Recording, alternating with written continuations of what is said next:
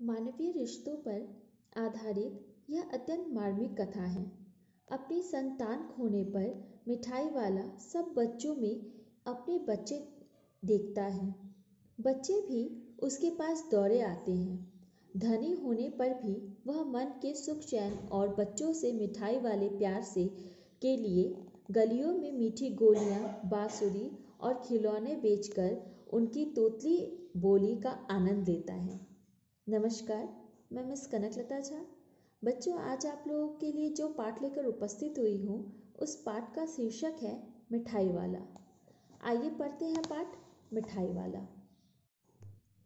बहुत ही मीठे स्वरों के साथ वह गलियों में घूमता हुआ कहता, बच्चों को बहलाने वाला, खिलौने वाला।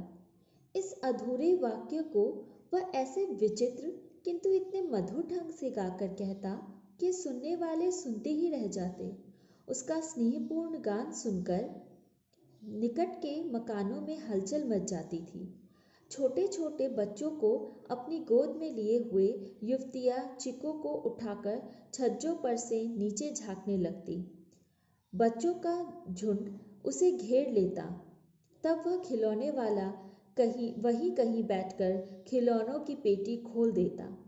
बच्चे खिलौने देखकर पुलकित हो उठते। वे पैसे लाकर खिलौनों का मोल भाव करने लगते। पूछते, इचका दाम का है और उचका। बच्चे बहुत तोतले आवाज में बात करते हैं। खिलौने वाला बच्चों को देखता, उनकी नन्ही नन्ही उंगलियों और हथेलियों से पैसे ले लेता और बच्चों के मनपसंद खिलौने उन्हें दे देता। खिलौने लेकर बच्चे उछलने कूदने लगते और तब तक खिलौने वाला फिर उसी प्रकार गाकर कहता, बच्चों को बहलाने वाला, खिलौने वाला। सागर की हिल्लोर की भांति उसका वह मादक गान गली भर में मकानों में इस छोर से उस छोर तक लहराता हुआ पहुंचता और खिलौने वाला आगे बढ़ जाता। बच्चों, अपने बच्चे को खोने के बाद यह मिठाई वाला बहुत पैसे वाला होने के बावजूद गलियों गलियों में घूम घूम कर, सड़कों पर घूमकर वो खिलौने बेचा करता था। राय विजय बहादुर के बच्चे भी एक दिन खिलौना लेकर घर आ गए। वे दोनों बच्चे थे चुन्नू और मन्नू। दोनों अपने हाथी घोड़े लेकर घर भर में उछलने लगे। बच्चों की माँ रोहिणी कुछ देर तक खड़े खड़े उनका खेल देखती बैठी रही। फिर उसने पूछा, बेटा ये खिलौने तुमने कितने के में लिए हैं? मुन्नू बोला, 2 पैसे में। इतना कम दाम सुनकर रोहिणी को बहुत हैरानी हुई। रोहिणी सोचने लगी, इतने सस्ते कैसे दे गया है। जरा सी बात ठहरी। रोहिणी अपने काम में लग गई। फिर कभी उसे इस पर विचार करने की आवश्यकता ही भला क्या पड़ती।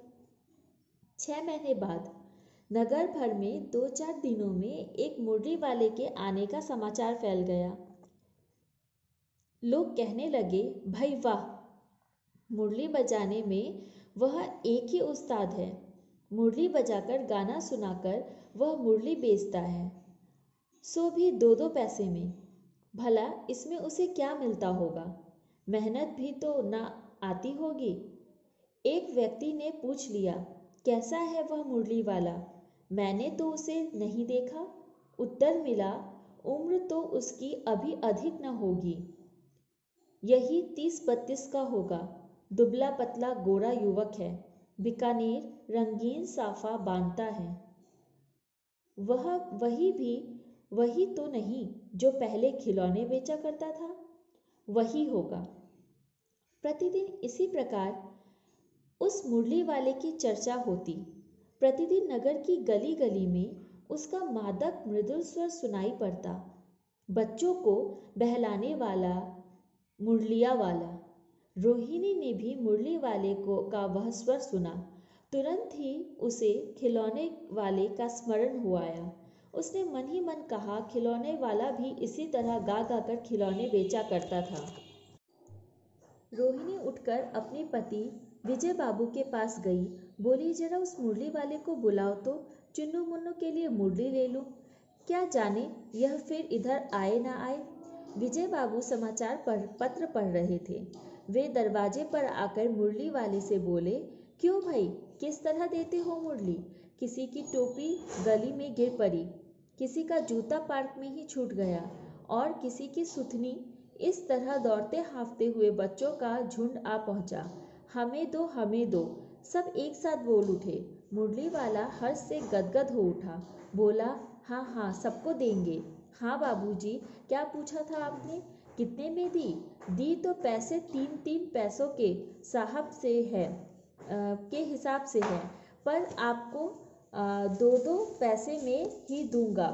विजय बाबू मुस्कुराकर बोले, तुम लोगों को झूठ बोलने की आदत होती है। देते होगे तो सभी को 2-2 पैसे में ही, पर एहसान का बोझ मेरे ऊपर लाद रहे हो।